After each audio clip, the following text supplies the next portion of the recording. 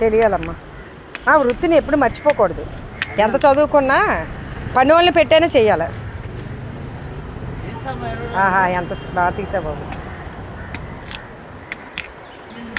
అక్కడికి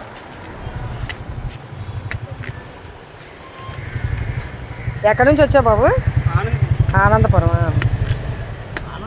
పిల్లలు చదివిస్తున్నావా? ఎంతమంది పిల్లలు? ముగ్గురు. ఎవరు? పాప బాబా?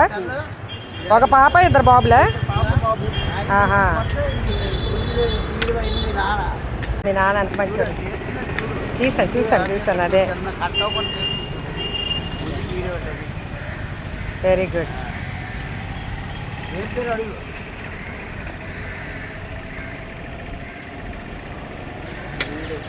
పేర్లు ఎందుకులే మనకి, మనిషి కష్టమే చూడాలి ఎప్పుడైనా.